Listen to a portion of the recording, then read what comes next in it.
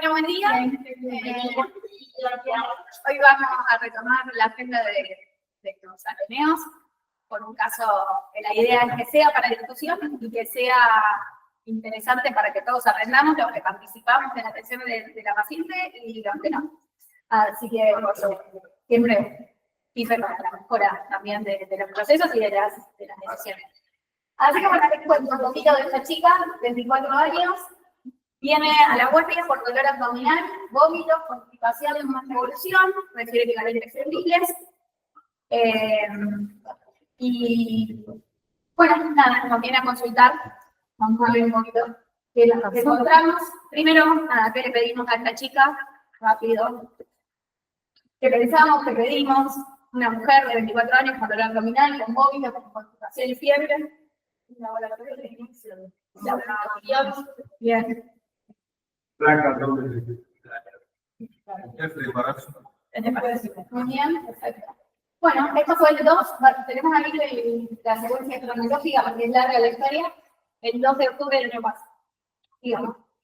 Bueno, nos cuenta que es una paciente que tiene 3 hijos, tuvo un aborto recientemente y le hicieron un legrado en otro hospital, 3 semanas antes de la consulta. El embarazo refiere que fue deseado, egresó con un implante subdérmico,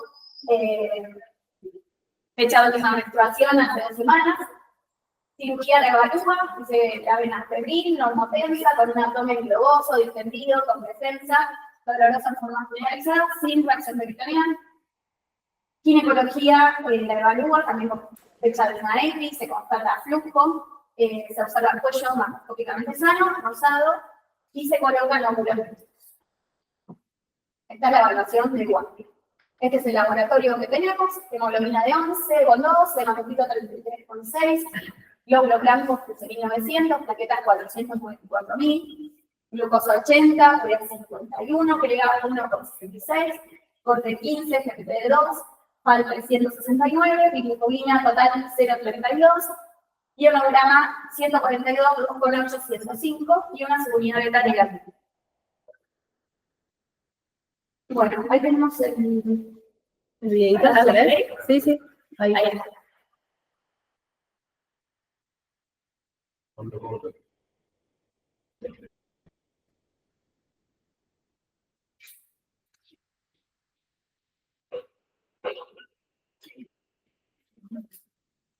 Con sonido puede salir. Mi hija hablando.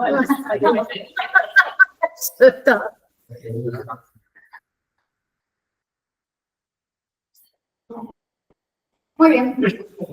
Esta es la tomografía. ¿Tenemos?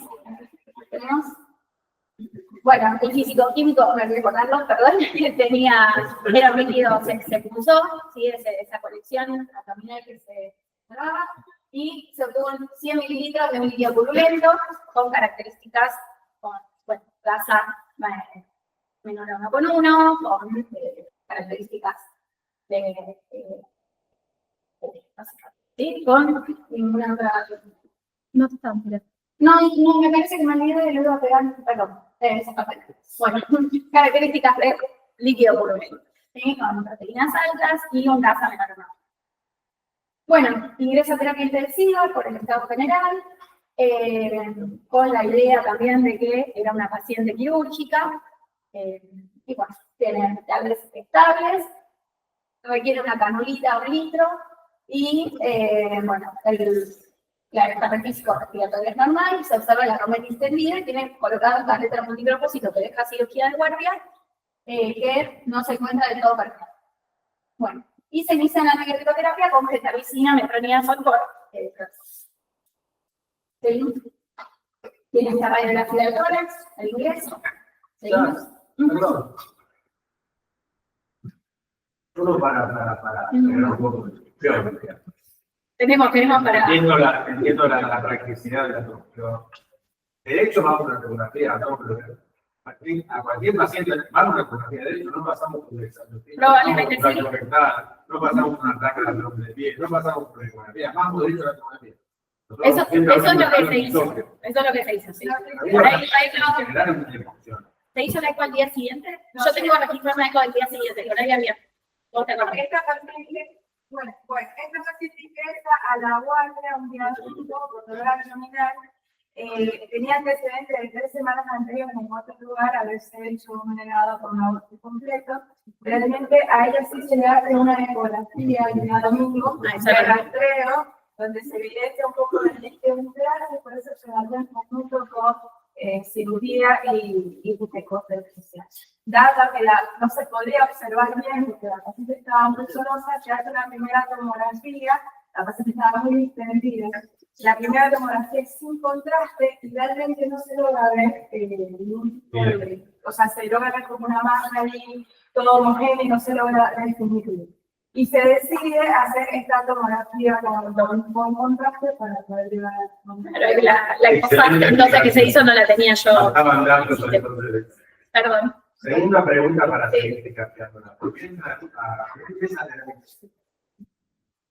Sí. Y esta terapia en sí, Yo quiero que cambiamos un poco. Está bien. ella estaba, bueno, distendida, dolorosa, taquicárdica y taquipnéica. Si bien al ingreso a la terapia intensiva los signos vitales estaban estables, eso fue posterior a la función del servicio de seguridad del servicio de cirugía, eso que dejaron un catéter pero la paciente cuando estaba en la guardia estaba hiperdinámica, taquicárdica, con tendencia de hipotensión y desaturaba un poco, y por eso se presentó al servicio de terapia.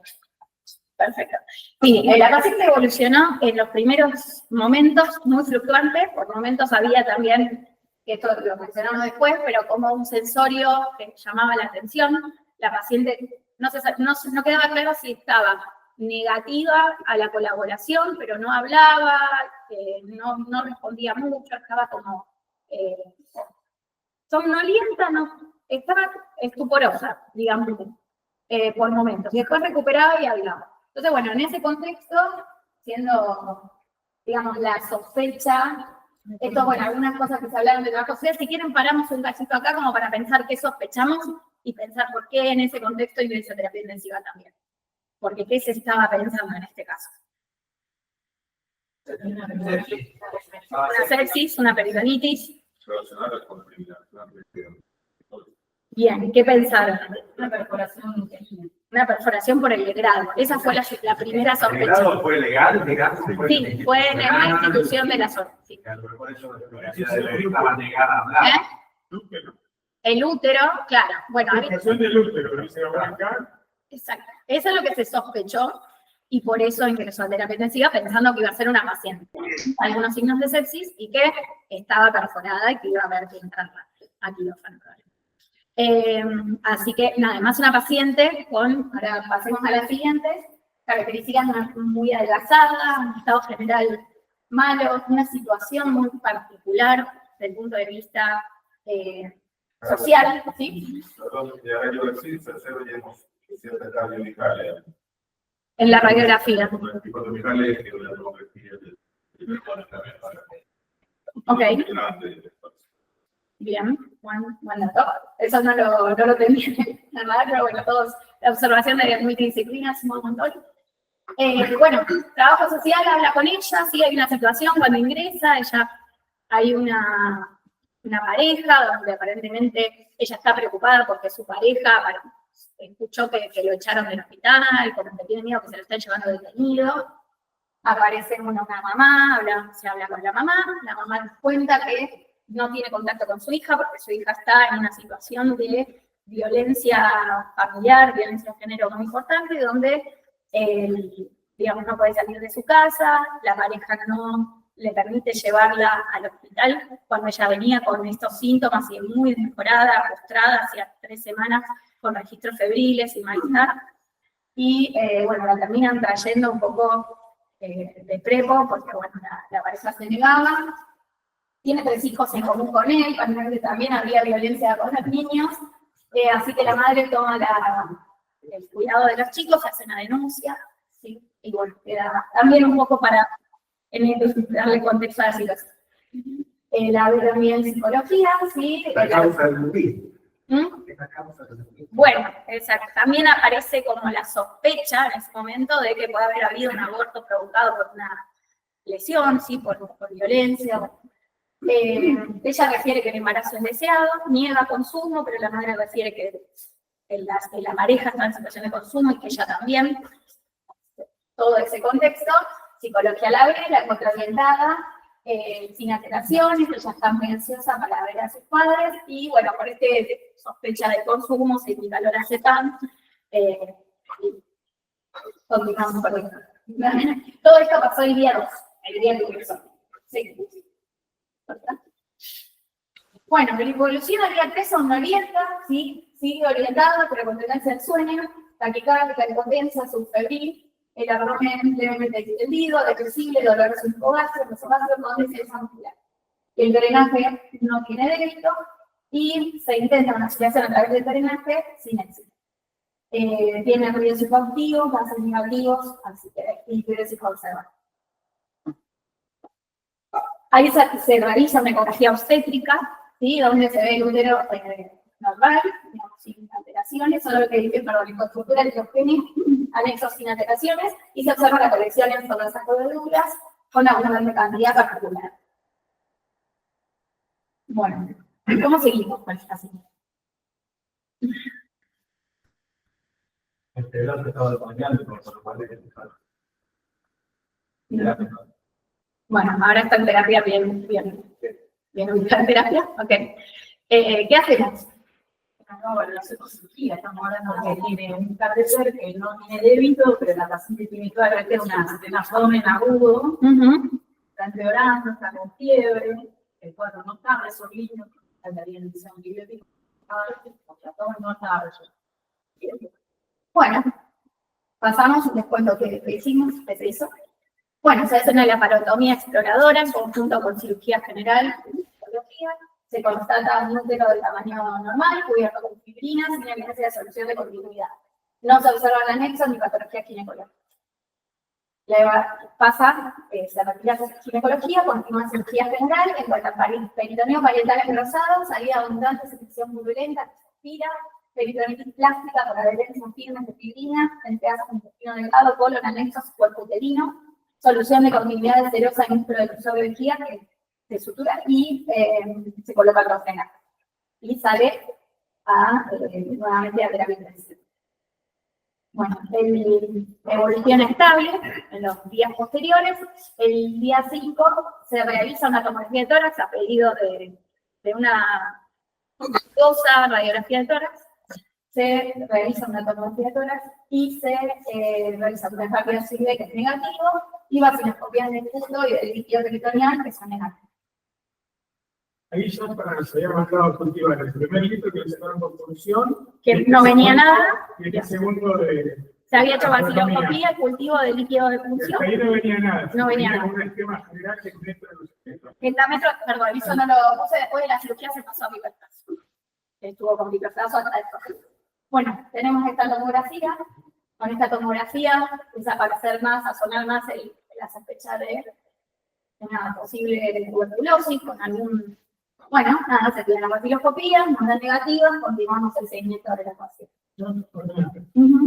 Ahora, con el diario de lunes, nos vamos para atrás y mirar la placa de tórax o el tórax abdominal de ingreso. ¿Se podría haber escrito algo? Volvamos para atrás. ¿Algo distinto? Volvamos a ver la placa de tórax de ingreso. ¿Qué ven en la placa de tórax de ingreso? Tórax entró bilateral, colonoso, cardiomegalia y bueno, tengo preposición abdominal. Pero es un parchecito. Esto para mostrarle la parecida, la puse chiquita a propósito porque uno en un cuadro abdominal la mira así, la placa, ¿no? Entonces la placa pasó sin pena ni gloria por unos días, no tantos días. Hasta que dijimos, no, vamos a hacer una tomografía porque esto está raro. ¿No? La paciente venía con hipoxemia y ahora con igual puede ser por el propio cuadro científico, pero Sí. sonaba la nota. Y el derecho, y el derecho más levantado. Sí. Bueno, nada, continuamos. Pero la verdad es que también podía ser distrés, también, o sea, que estaba dudoso, ¿no? Entonces, bueno, hicimos esto, ¿no? Hicimos las vaciloscopías, por las dudas, sospechas, bueno, continuamos. Bueno, pasa a cuidado progresivo, se evoluciona bien, siempre con un registro subfebril. El 10. Se repite una tomografía, el 11, por esto de que seguía con registros subfebriles, para que lo vuelva a ver cirugía, a ver si hay algo más para drenar. Esta es la tomografía del ahí. El 11. Ahí este no Este está no cargado. reproduce. No, a ver, espera. Ahí va. A ver.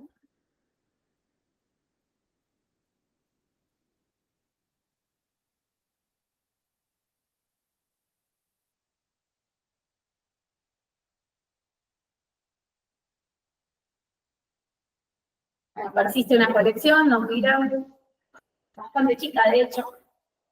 ¿Qué hacemos con esto? Porque seguía subfebril. Y sospechábamos que el abdomen estaba resuelto. Pero la paciente estaba clínicamente estable, no estaba séptica, ¿sí? Y ahora pasa a la siguiente. ¿Qué haríamos ahora? ¿Qué hacemos con esa tomografía que no resolvió? Esta paciente estable pero subfebril. ¿Qué vamos a buscar? ¿Cuánto tiempo pasó? Estamos a 11. Se operó en 3. ¿Los cultivos dio algo? ¿No fue algo? Nada, todo negativo. Ni siquiera examen externo. Todo negativo. Hasta allá no tenemos nada. Pasaron 7 días, tenemos cultivos negativos, la paciente mejoró, tenemos estatomo con algo de colección residual. ¿Qué tenemos que hacer? ¿Mm? ¿Cómo? Comportamiento respiratorio mejor. Estable, con una canulita y mejorando. Pasó a cuidar progresivo porque estaba mejorando. ¿Cómo? Bueno, esa es una, valorarlo nuevamente por cirugía, si se valoró. Y el tema sería qué conducta.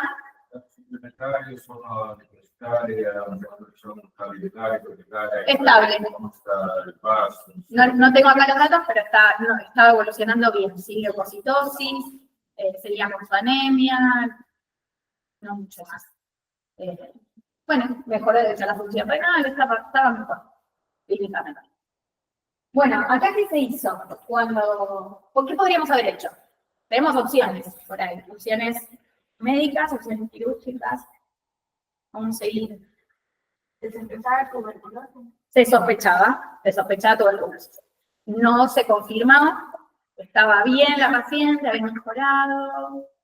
La tomografía, no le puse la de tórax, pero estaba muy parecida, un poquito, con más compromiso, un poquito las bases, de líquido, nada más, estaba muy parecida. Sí. Existe, digamos, a ver si lo hicieron, si lo rompía, para que se veían. Bien, buena pregunta. Que le manden tipo PCR, no sé, otra cosa. Sí, en los directos sí se hace vaciloscopía, se puede pedir PCR, se puede pedir ADA, ¿sí? ADA no tenemos para dónde derivar, el ADA es un indicador de que podría ser tuberculosis, pero no es confirmatorio, la PCR sí. Las PCR es el GeneXpert, que lo mandamos en las muestras de alta sospecha, porque es costoso y hay que derivarlo en un lugar. No, es parecido, es una PCR para tuberculosis que detecta la micobacteria, solo tuberculosis, o sea, es otra micobacteria, no la detecta, y además informa la resistencia rifampicina por genética. ¿Sí? Entonces, eso se hace en el Balestrini y nosotros derivamos, la idea es que por protocolos ministeriales, la idea es que todos los pacientes con sospecha de tuberculosis tengan al menos una muestra con un GeneXpert hecho, cosa que es muy difícil de concretar, siempre hay bastantes. Así que esta muestra no se derivó para GeneXpert, se hizo solo la vaciloscopía de rutina de una muestra. Claro, porque, digamos, no tiene buena evolución. Es alta sospecha en este contexto, sí. Digamos, Argentina. Bien. Provincia de Buenos Aires. Mandás el GeneXpert y lo juzgás con 3 o 4 horas con ustedes. Bien, bueno, eso hicimos. Sí. Vamos. Y después, obviamente, está el cultivo, ¿sí? El cultivo que tarda 1 o 2 meses en poder llegar a tener un resultado, ¿sí? Entonces, tenemos esta diferencia. También existen cultivos rápidos, que en general se utilizan muy poco, están en laboratorios de referencia y se usan para pacientes inmunocomprometidos, que son los medios líquidos, que se llaman sheet. ¿Y es mejor ese cultivo que el PCR? No, digamos, siempre el cultivo va a tener más rédito que los directos. Y la PCR en general tiene más rédito o el mismo muy parecido al del cultivo. Me parece, si vos conseguís la PCR esa, ya está. Sí, pero es verdad que estos son líquidos, o sea, son materiales que no son el escudo. Eso es el escudo. Los materiales de otro tipo de materiales tienen mucho menos rédito, porque tienen menos así. Exacto. El diagnóstico confirmatorio, y es mucho más fácil por biopsia y biopsia dirigida. En la primera no. Se tomó, no, sí, se hizo biopsia, pero se mandó a anatomía y patología, no la teníamos todavía. Se tomó muestra, no sé de cuál de la cirugía, porque es la segunda. De la segunda, creo que fue de la segunda. De la primera fue la segunda que todavía. Bueno, ahora, ¿qué pasó? Le iniciamos antiquímicos y lo pulsamos para mandar muestras. Cuando lo pulsamos vino material gaseoso. Ahí, ya con la cabeza de tuberculosis, acá la función salió casi escasa muestra, porque con tubo febril se volvieron a tomar muestras. Claro, pero por función, por percutánea. De esa colección chiquita que quedaba, se pinchó y se mandó muestra. Esa muestra tenía un aspecto de gaseo, que seguramente en la primera también, pero no lo teníamos tan como sospechoso en la cabeza. Entonces, ahora con toda la sospecha de tuberculosis más firme, dije, sí, era medio blanquecino el pulque. Bueno, entonces iniciamos tratamiento. Sí. Pregunta, el contexto, y a ver si, bueno, esta parece que tiene, pero todavía no la enfocamos a ¿puede ser estudiar el resto, tipo, convivir con ella? Mandamos, si todo lo demás tiene, ella va a tener. Mandamos a estudiar a toda la familia. La pareja quedó prófugo, ¿sí? Desapareció. Se hizo una denuncia policial y desapareció, digamos. De hecho, pero sigue prófugo, así murió. Y él tenía antecedentes de haber estado privado de libertad en varios oportunidades. No teníamos diagnóstico de nadie de la familia, y después estaba la familia de sus 3 hijos, ¿sí? Que el más chiquito tenía 8 meses, y en un momento de su internación, que no recuerdo exacto cuándo, su chiquito tuvo convulsiones y fue internado en el hospital de San Justo, donde le hicieron aspirado gástrico, le tomaron muestras para tuberculosis, se descartó y se fue a su casa. Eso fue lo que tenemos. Muy lento el estudio de contacto. Nosotros pedimos todo el estudio de contacto, la familia no nos llegó, a los chicos estaban a cargo de la mamá de la paciente, que estaba separada del papá de la paciente, o sea que eran como 2 familias muy separadas una de la otra, y los 2 venían, pero no dialogaban. Bueno, pero perfecto. A veces nos ayuda un montón tener el diagnóstico de un familiar. Epidemiológicamente, ¿creen que es una paciente como para sospechar tuberculosis? Sí.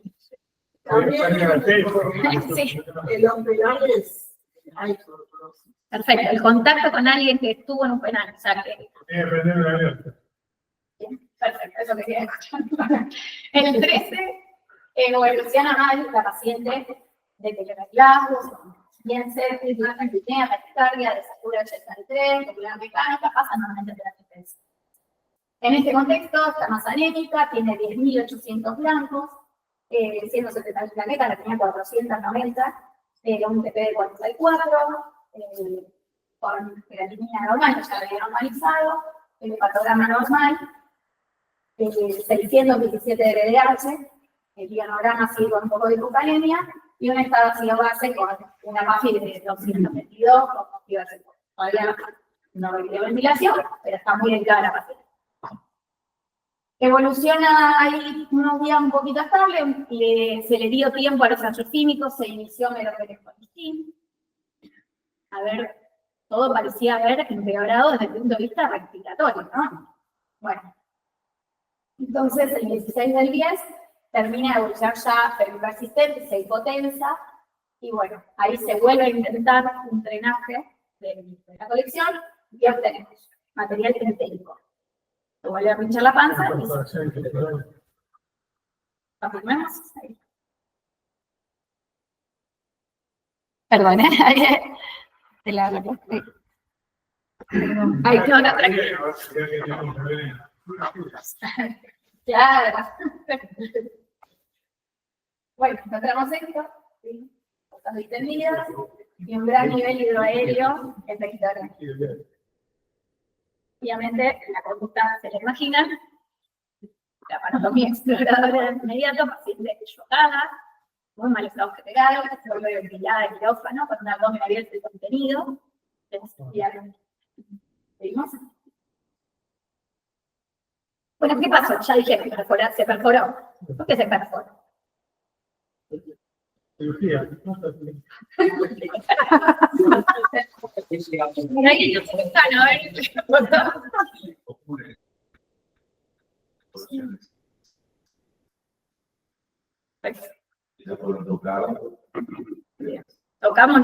Tocamos a la tuberculosis con bisturís. El factor nutricional que tenía. Perfecto. Había tenido con bajo peso, también ha realizado también alguna baja, si eso no es. puede también. Ha sido el propenso a hacer ese tipo de lesiones. O sea, que está muy viable todo el masino y obviamente. Perfecto. Y además, Quizás si con una adherencia a la conexión con el intestino, utilizó y hizo eso también. perfecto. Perfecto. Y además lo intervenimos, ¿no? Hicimos cosas con eso. La paciente dentro de todo venía estable hasta esa nueva función. Que si bien no podemos decir que eso fue una función perforativa, sí fue una intervención más a un abdomen que estaba Y HIV no tiene. negativo. HIV negativo. Ahora vamos a ver qué factores de riesgo tenía. Bueno, se hace la laparoscopia exploradora. Sale abundante materia fecal líquida, peritonitis plástica con abundante fibrina, forma de adherencia firmes, enteroentéricas, enterocolónicas, enteroparietales, las cuales se liberan con maniobras fiscales electroturín, constatando perforación del ciego, eversión de mucosa y salida espontánea de materia fecal. Colectomía derecha, por presentar en el intraoperatorio inestabilidad hemodinámica con hipotensión sostenida y taquicardia, asociada a peritonitis fecal de 4 cuadrantes, se hace una ileostomía, fisión de mucosa, y sale con una abdomen abierta con D. Pasa terapia intensiva en ARM y requiere una transfusión y una prueba. Esto cuando los cirujanos te dicen que salió todo bien. Cuando es la que no, ¿qué pasa todo? Bueno, la paciente está viva hoy, así que... hoy, no sé, pero hace una semana después, la vida vino a pasar. Bueno. Acá no pasa acá, cuando hacemos la rotación de la antibiótica, pero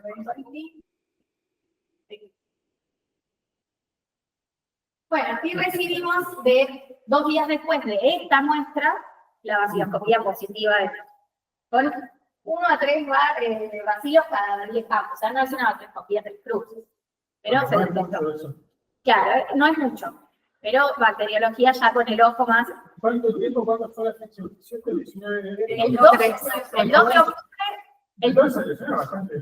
El 2 de octubre ingresa la pasa.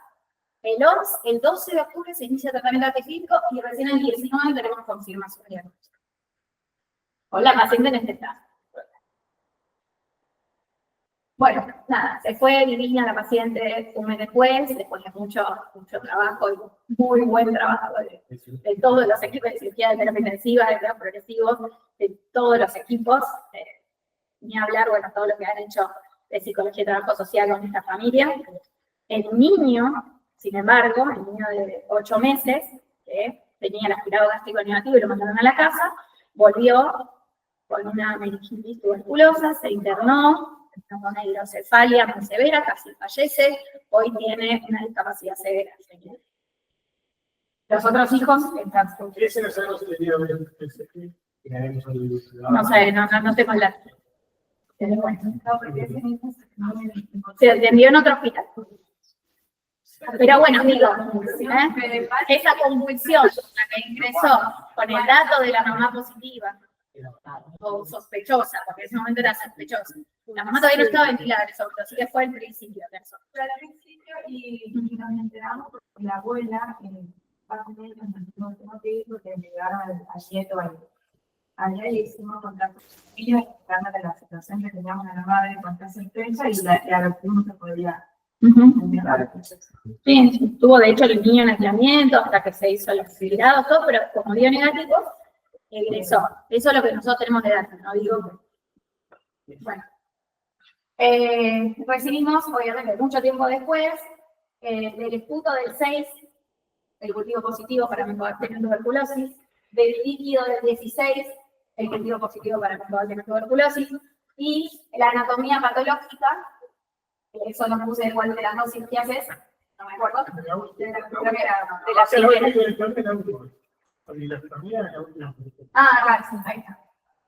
Compromiso de capas musculares propias, serosa y subserosa de ilion y de colon, ganglios linfáticos regionales, proceso inflamatorio crónico de reumatoso necrotizante por Mycobacterium tuberculosis. Hubo vaciloscopía, también se hace vaciloscopía en las anatomías patológicas. Cuando se ve granulomas, se hace una tinción de vaciloscopía. Lo positivo también, el apéndice fecal normal, peritoneo parietal con proceso inflamatorio crónico de granulomatoso necrotizante, también con silicembosis. Bueno. Una pregunta, Sí. ¿y el federado tenía algo que ver con todo esto o les encargó algo? A ver, no sé, díganme, ¿cómo? ¿Qué? A ver, creo que ya terminamos y a ver, ahora discutimos todo lo que pasó.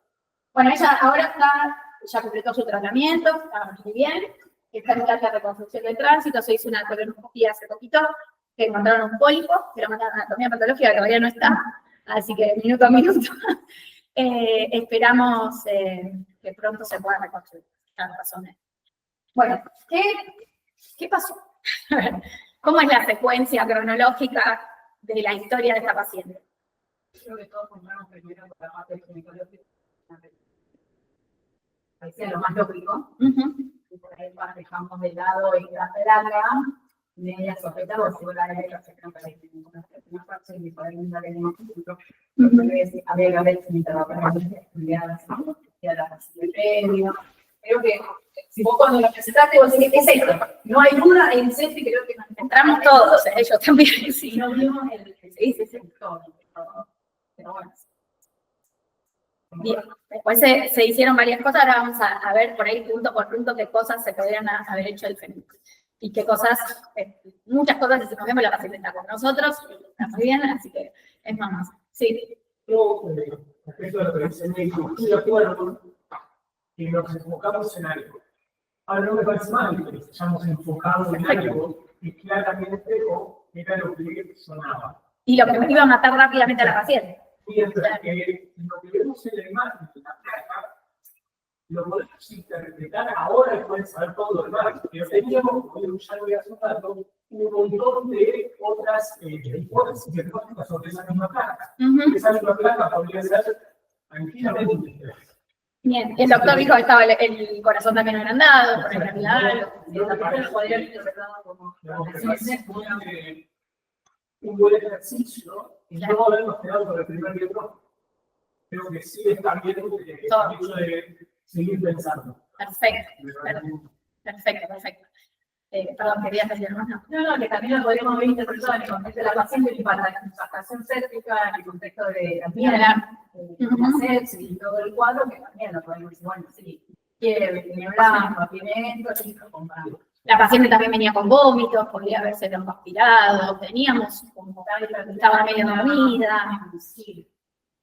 El interrogatorio de Lince fue bastante dificultoso.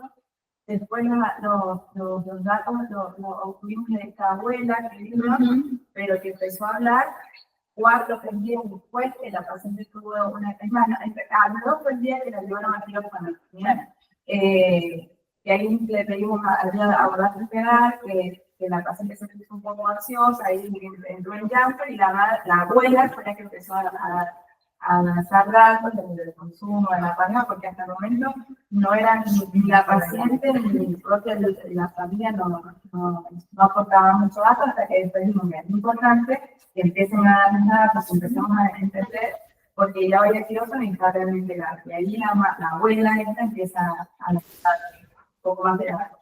Así que tampoco había tanta información porque no tenían contacto con la paciente, pero toda la evidencia estaba muy clara. Sí. Sí, como no tenía ella tampoco, no le daban plata, no podía salir de la calle, o sea, estaba encerrada. Estaba encerrada. Estaba en la que quedaba dormida, ni a ella ni a mis hijos. a los hombres no le A la daban nena comida, sí. a la nena sí, que era la más grandecita, pero al restante estaban encerrados en un cuarto sin comida, sin nada. Y ahí se sospechó el tema de abuso con la nena también, que nunca a veces A la causa en curso. bien. Bueno, ¿y qué motivó que la paciente? O sea, una cosa que me llamó la atención, que me acuerdo, que decían, qué estable que está esta paciente con semejante. Eso es algo que tiene que hacer sonar a tuberculosis. Cuando un paciente está demasiado estable para todo lo que tiene, uno ve, si hubiera sido realmente una perforación, tendríamos que haber tenido a la paciente en un modo, o sea, tenemos que haber entrado, estaba hacía 3 semanas, se decía, no, es por el consumo, todavía estaba esa como mito o teoría de que por ahí la cocaína como que mantiene a los pacientes en otro nivel de resistencia, bueno, cosas así que nos disuadieron, nos perdieron un poquito. Pero recuerden esto, cuando un paciente está demasiado bien para todo lo que tiene, probablemente no sea una bacteria común, ¿sí? Esto sirve mucho para pensar a veces los diagnósticos diferenciales, que al final lo vamos a ver de tuberculosis en la guardia, ¿no? Muchas veces a nosotros nos llegan al consultorio o a clínica pacientes con claras imágenes de tuberculosis con tratamientos para neumonías de la comunidad o al revés. Entonces, ¿qué nos podemos parar y decir la diferencia entre una imagen? Ahora la vemos al final. Y una de las cosas es la estabilidad del paciente. Para la imagen que tiene, la estabilidad de los glóbulos blancos prácticamente normales. ¿Sí? Imaginen una perforación intestinal, una perforación uterina. ¿Cuántos blancos tenemos? Pero 50.000 blancos, 30.000 blancos, 10.000 blancos. Tiempo. De 3 semanas, 48 horas estaba detonado. si se hubiese perforado hacía 3 semanas. 24 horas muerto, digamos, cuando viene microdinámico, pongamos que eso lo pegamos con impactaciones sépticas. Yo tenía parece 16 años, y se murió 48 horas ingresado y no se pudo hacer nada. Si fuese un estáfilo o cualquier Correcto, digamos, el tiempo, 3 semanas. 3 semanas desde que el grado se perforó y tarda 3 semanas en venir y está estable. Porque Eso tenía que ser para el precursor también. A no le daban de comer, o sea, estaba puérpera, estaba infectada y no le daban de comer hace 6 años.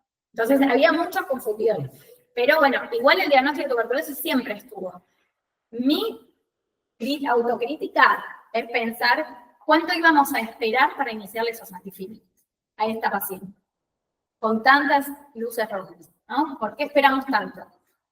Yo no espero más. Yo no espero más. Aprendí. Entonces, sí.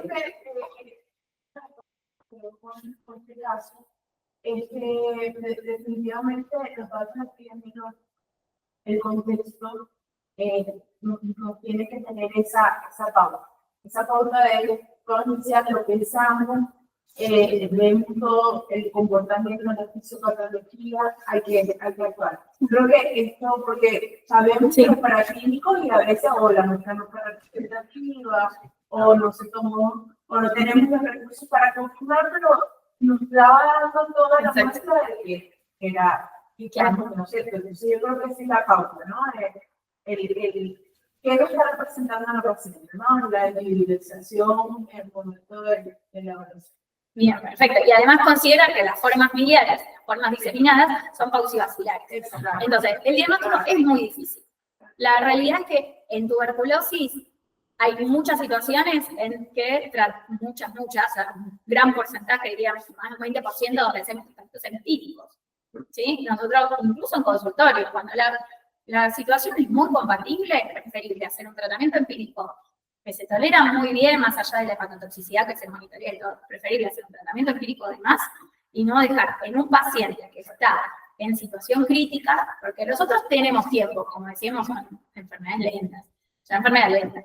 Cuando ya no es lenta, cuando es así rápidamente progresiva, necrotizante, no vamos a encontrar mucho vacío. El paciente no va a hacer la cavidad, porque no tiene con qué hacer la cavidad, y entonces esa cavidad que expectore que tiene tantos vacíos no la vamos a tener. Entonces la patología miliar hay que hacerle un bal, hay que ir a buscarla, pero si no la encontramos hay que tratarla. Porque es como una sepsis, hay que hacer el empírico. Lo que pasa es que acá el empírico por ahí son 2 meses, en lugar de 2 días. ¿No? Entonces hasta que tenemos los cultivos y cuando la sospecha es alta. Bueno, hacemos una muy breve revisión de situación epidemiológica y bibliografía, son 4 diapositivas. Bueno, en Argentina tenemos una tasa de 29 casos cada 100.000 habitantes, para el mundo no es alta, pero la Argentina no es todo el mundo.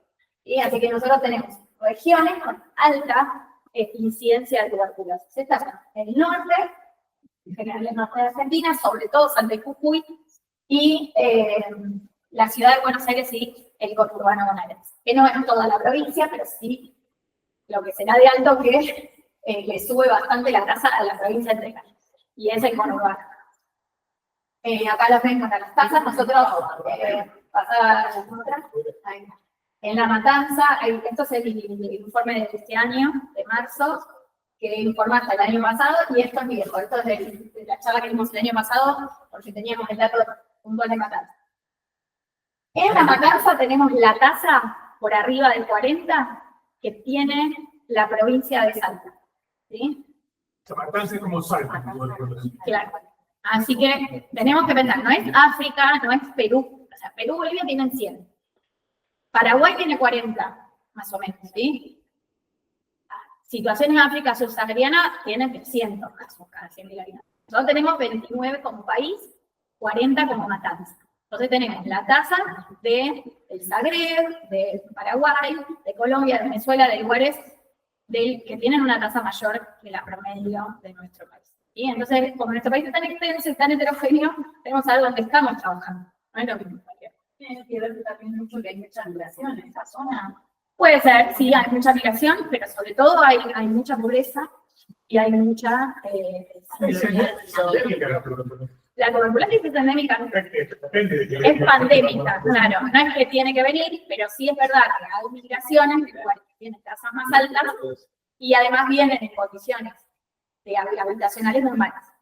Entonces, esas sumatorias, si vos traes, digamos, vienen migrantes que ya puedan tener tuberculosis, personas de alta incidencia, y encima están todos hacinados, viviendo en un taller o distintas situaciones. Terapia de dos chiquitas que vienen a las intentarias certificadas, en plena COVID, que eran COVID negativas, pero eran TBC positivas, no podemos hacer mucho, muy jovencitas. Sí. Las dos precarias, las centras. Exacto. Y lo que tiene que, como es una enfermedad tan lenta y tan benigna por mucho tiempo, los diagnósticos, especialmente en lugares donde la accesibilidad es difícil, se hacen muy tarde. Y entonces tenemos fallecidos. Ahora no vamos a mostrar todos los fallecidos que tenemos que se atendieron acá, ¿sí? Y no por mala atención, por situaciones que tienen que ya cómo llega el paciente. ¿No? Entonces, bueno, por ejemplo, esto es lo que mandaron de Matanza de ahora, de los casos de este año. Hay información de 3 años, pero esto es lo que tenemos de los casos de este año. Y la mayoría son en González Catán, La Ferreira, Rey del Pino, Castillo y Villacel. Así que bueno, población que sí, Casanova, así que bueno, es la población que vemos nosotros principalmente de la región. Esto es lo que nosotros tenemos como casos asistidos desde que estamos atendiendo como servicio, 23 de 2023 y 2024. Algunos casos puede haber sido que los atendimos y se derivaron rápido y no estén en esta tasa, pero bueno, lo que tenemos ya pacientes curados, 19 en tratamiento, primera y segunda fase, 35, y 20 pacientes han abandonado el tratamiento y otros 11, perdón, y otros 6 ni siquiera lo llegamos a poder iniciar, porque por ahí se detectó con una sinoscopía y no pudimos contactar, o vinieron una vez y no vinieron más, no se llegó a hacer. Y tenemos 11 pacientes fallecidos, ¿sí? Es un 12% de letalidad de nuestra tasa. Y bueno, estos son los pacientes que vemos, 3/4 son de Matanza, y el resto de Negro Morón, y bueno, este chiquitito de Cava, y creo que el otro es el de la. Bueno, algo para decir sobre la Matanza y la tuberculosis, sobre nuestra situación. Por favor, usen barbijo en la guardia, en todos lados. ¿Sí? Siempre piensen en tuberculosis, ahora seguimos, pero cuídense ustedes primero que nada. Tuberculosis abdominal. Un repasito, no hay nada en mi bibliografía, pero bueno, por lo menos para refrescar. 5% de las tuberculosis tienen compromiso abdominal. Dentro de estos tenemos lo más frecuente, que es el compromiso intestinal, peritoneal, y menos frecuente, el hepático de gasoducto. 2 palabras del hepático puede ser una lesión única tipo absceso, o podemos tener el compromiso familiar con los microcesos, como vemos también en el curso. Después, factores de riesgo, en general, como la desnutrición, es como el hilo conductor de todo, que muchas veces tiene que ver con un montón de las otras patologías, ¿sí? La malignidad, la diabetes, la cirrosis, pacientes de diálisis. Bueno, después todo lo que sea inmunosupresor, como los corticosteroides, el VIH y todas las nuevas terapias inmunológicas, ¿sí? Sobre todo los anti-TNF, el metotrexate y la nefenamida son los que más predisponen a todo en general, ¿no?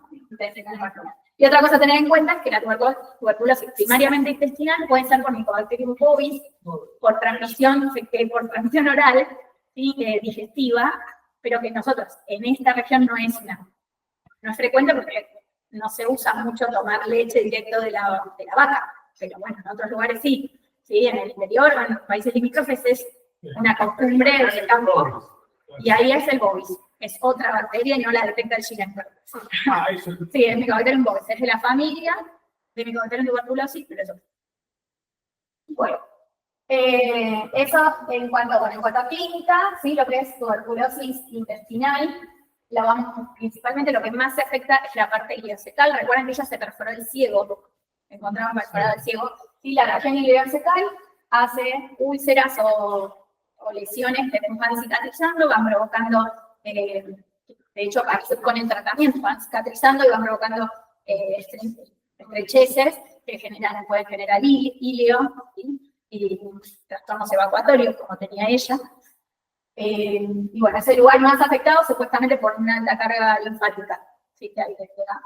Los síntomas son muy parecidos a la enfermedad de Crohn, el principal diagnóstico diferencial.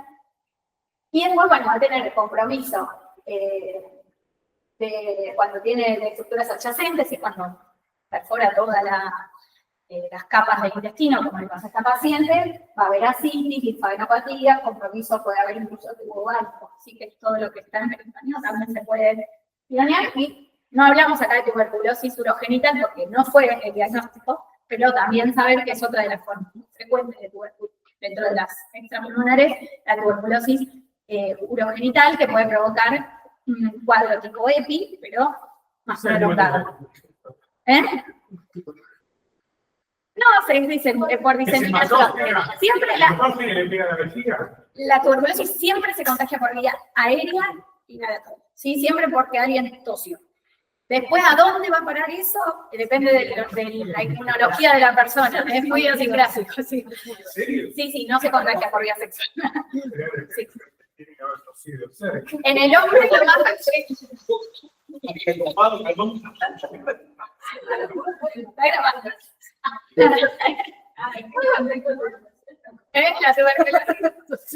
La tuberculosis urogenital en el hombre.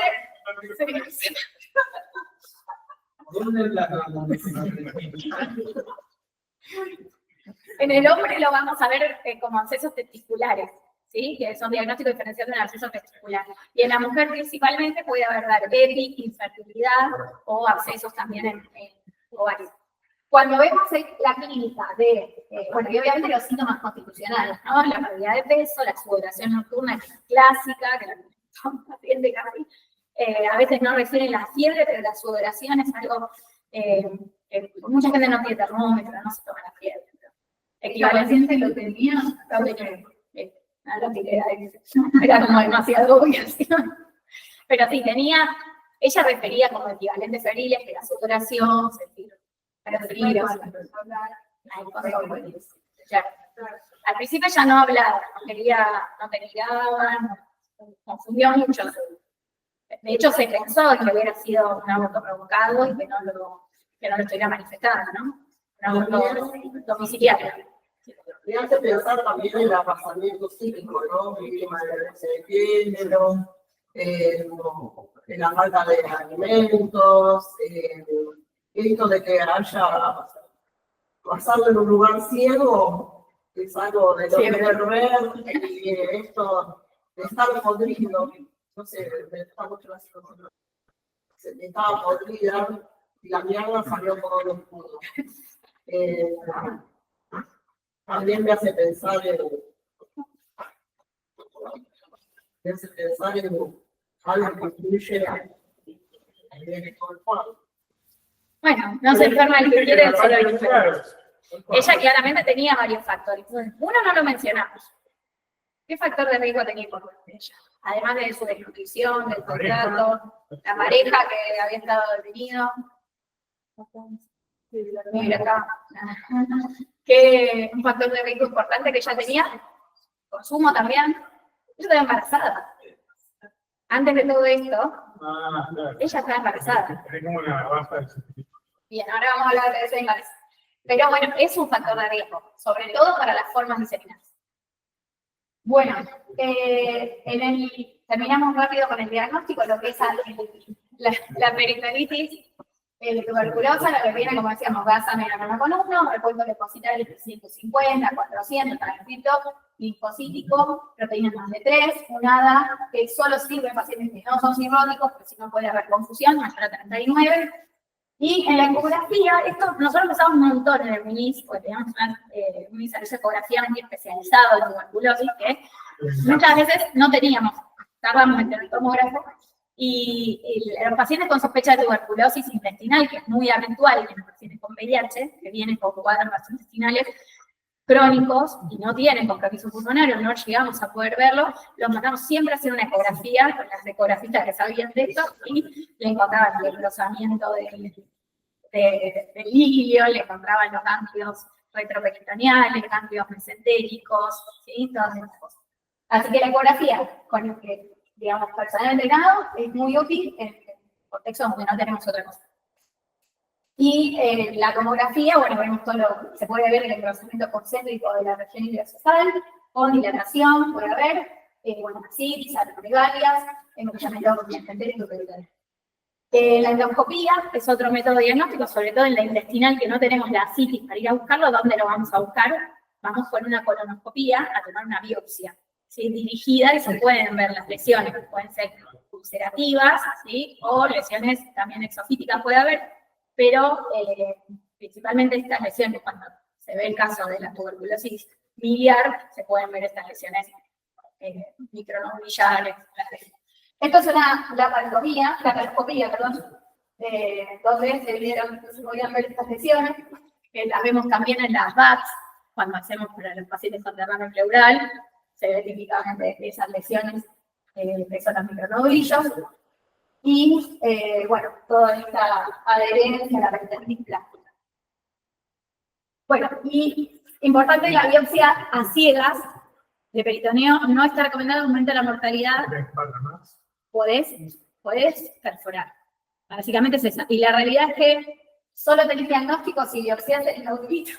Entonces, lo ideal es tener la biopsia dirigida por la paroscopía, ¿sí? O la parotomía, en este caso, por la situación de gravedad. Importante. El tratamiento es médico, ¿sí? Estas pacientes no se tienen que operar.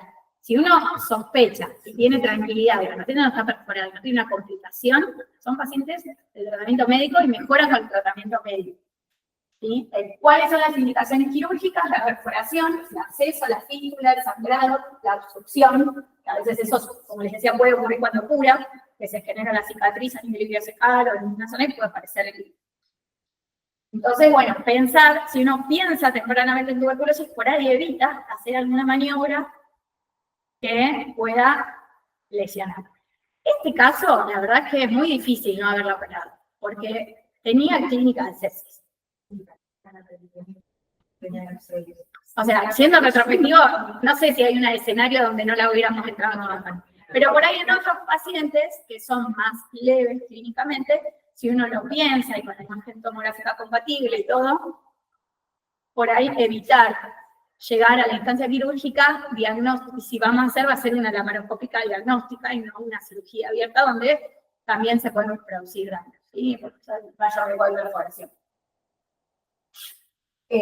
¿Seguimos? Una más. Ahí. Bueno, la tuberculosis miliar es la forma diseminada por vía hematógena. Puede afectar todos los órganos y es solo un 2% de la tuberculosis, y los principales factores de riesgo son el VIH, la nutrición, los mismos que dijimos antes, y el embarazo. Y acá se suma el tema del embarazo. ¿Y por diabetes también? La diabetes siempre es un factor de riesgo para tuberculosis, incluso con obesidad. Nosotros siempre más o menos en el consultorio tenemos dos tipos de pacientes. Paciente con adelgazado y a veces ese paciente diabético con obesidad que uno no sospecha tuberculosis, pero que hace un derrame pleural. Eso sí hace cavidad. Es más raro la formación el paciente que tiene un estado nutricional bueno. Obesidad igual a Bueno, Hay malnutrición. malnutrición, exacto. Pero no siempre esperemos ver el paciente crucial. Demasiado. Puede haber en un paciente con sobrepeso, con una diabetes, hemos tenido pacientes con derrame pleural y tuberculosis. No son los más comunes que vemos acá, pero también tenemos la población diabética importante. El embarazo, confiado. Importante pensar en la atención prenatal como una oportunidad ganada, ¿sí? De detectar en pacientes que en otros contextos no consultarían. Lo que nos tiene que hacer ruido es una paciente embarazada que no aumenta de peso o una paciente que tose, que podemos preguntarle si tose.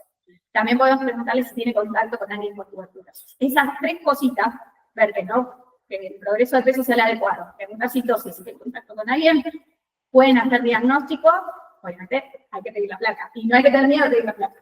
Con protección fetal se hace la placa, no pasa nada.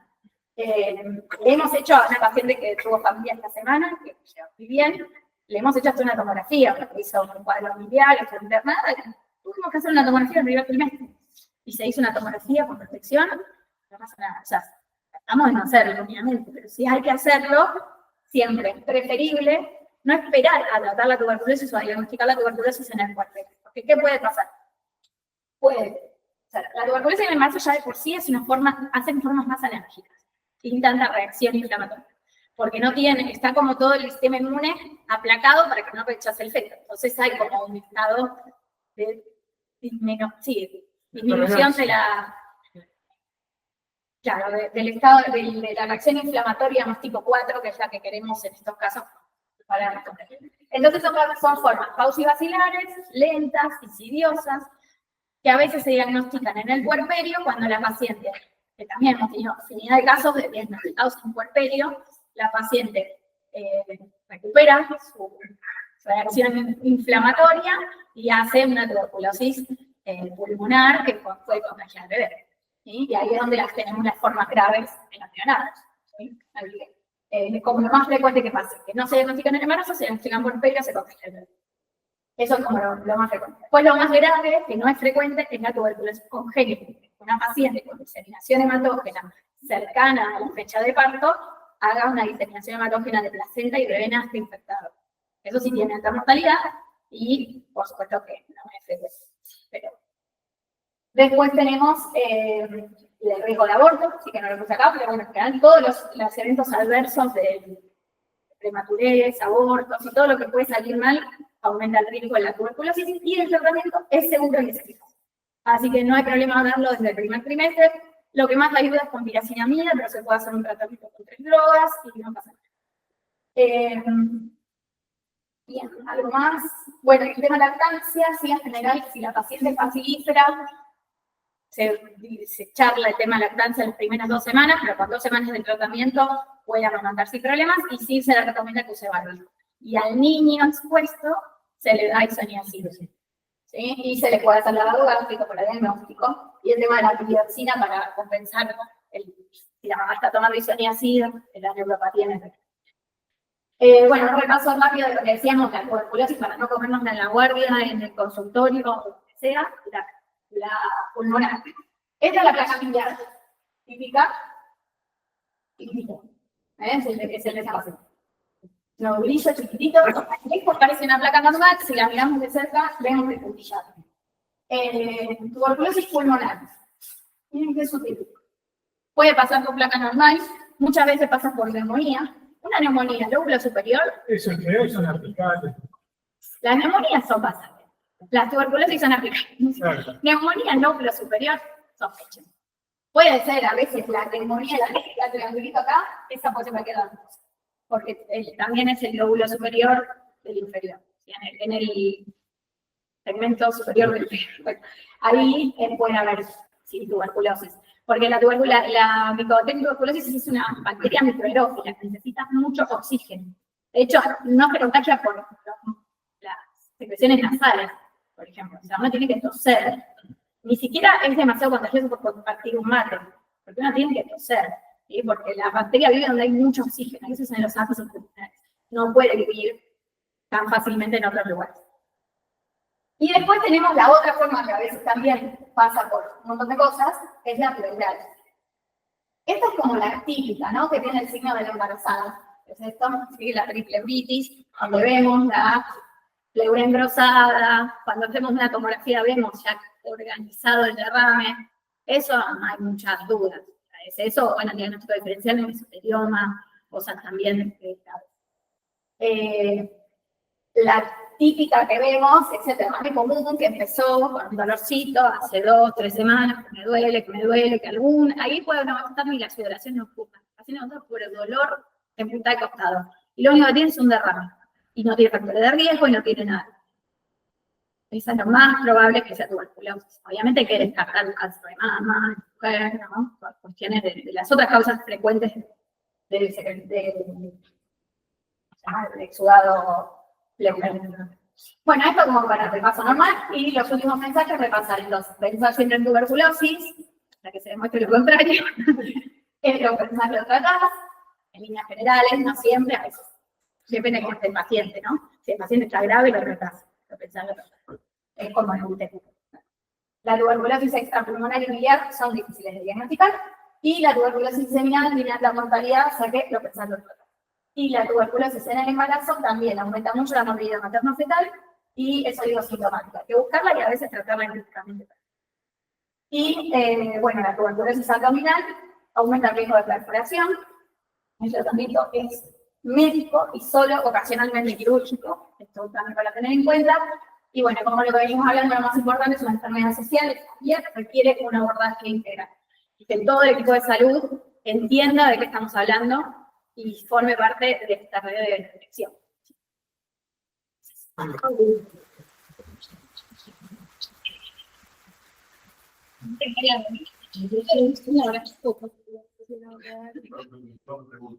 Adelante.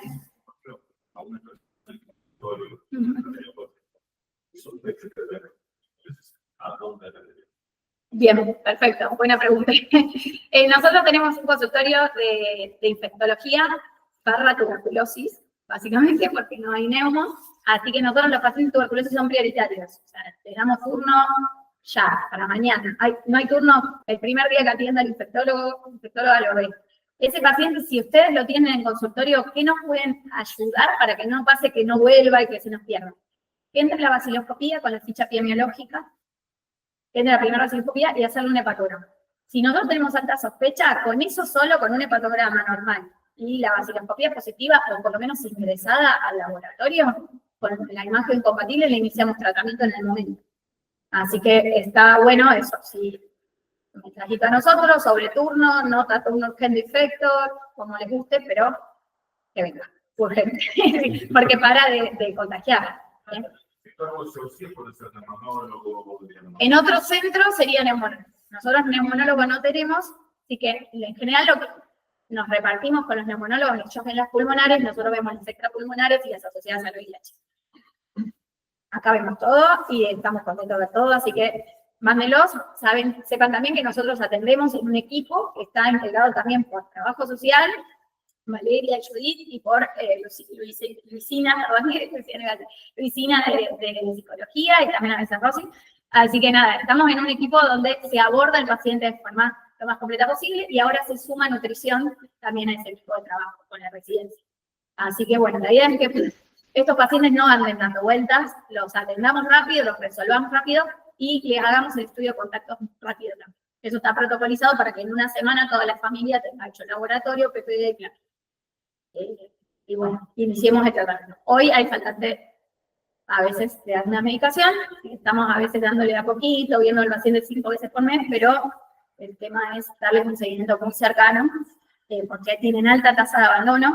De hecho, lo que se recomienda es el directamente observado, pero eso acá, digamos, necesitamos mucho el nivel territorial, de que el paciente tenga que ir al centro de salud a tomar la pastilla todo el día, que lo observe. Eso es lo que se recomienda, lo que se hace en muchos lugares.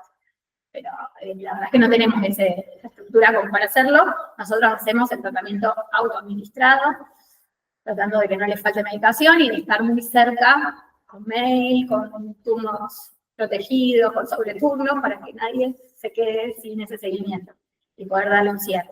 ¿Sí? Y también con la región sanitaria para comunicar cuando encontramos situaciones donde muchas veces la familia no quiere hacer los testeos, hay niños de por medio, no, hay situaciones donde hay, nosotros vemos adolescentes, así que también hay bastantes brotes en las escuelas secundarias. Los primarios no tanto porque los chicos hacen formas que no son tan contagiosas. Entonces el niño se contagia en su casa y no contagia a sus compañeros. Pero el adolescente ya es un adulto, se comporta como adulto, hace la caverna y contagia un montón. Y hay un par de brotes en colegios de la zona. Ni hablar servicio penitenciario.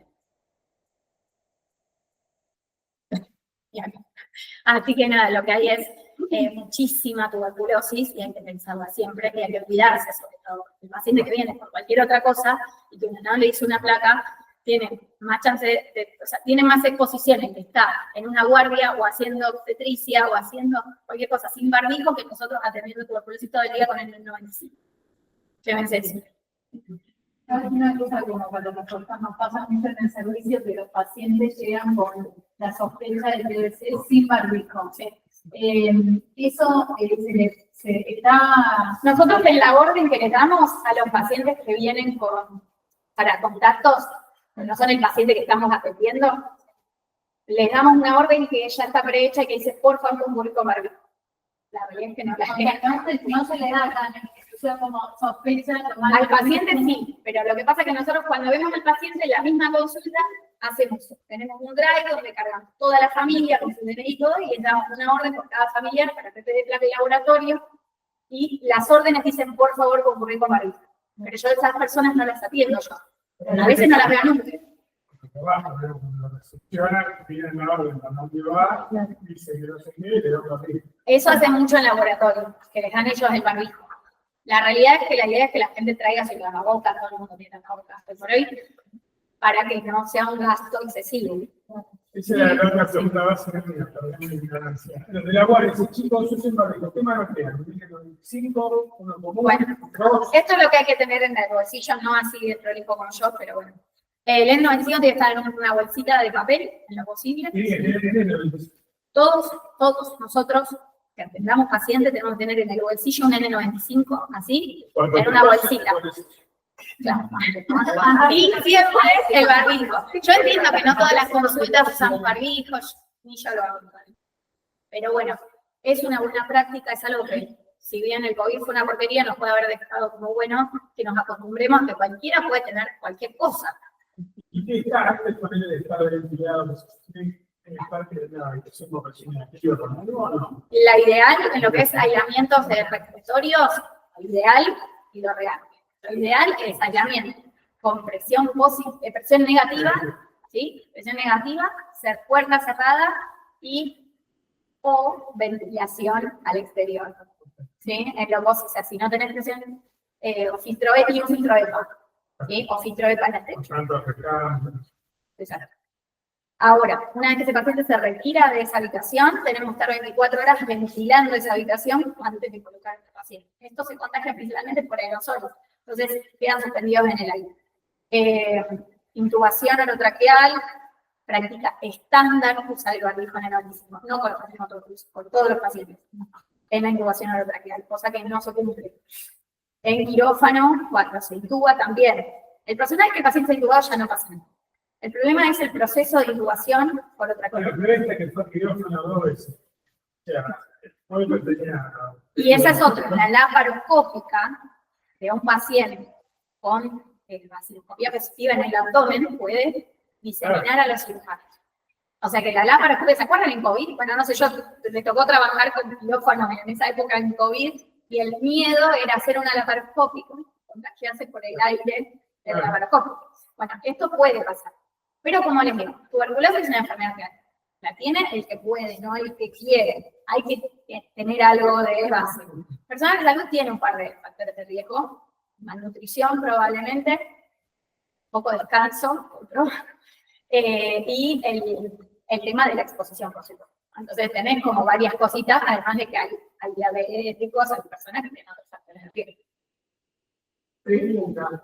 una vez en la demanda espontánea vino un paciente que no había vino una vez con vos y no había venido a más. Escritorio de por medio, ¿hay contagio? El contagio se produce en general con una exposición más de 4 horas diarias durante un periodo prolongado de tiempo, ¿sí? Hay que tienen contacto, eso se define como contacto estrecho, que se vean por lo menos 3 veces por semana, 4 horas. Compañeros del colegio, convivientes, aunque no se crucen, porque en el aire queda. Exacto. Y en la guardia, por ahí uno no está 4 horas con un paciente, pero está con pacientes todos los días, está mal dormido, está mal comido, está todo el tiempo con pacientes, y esos pacientes a veces quedan tosiendo en una sala de espera, y esa guardia queda ya contaminada. O en una sala de espera o en un box.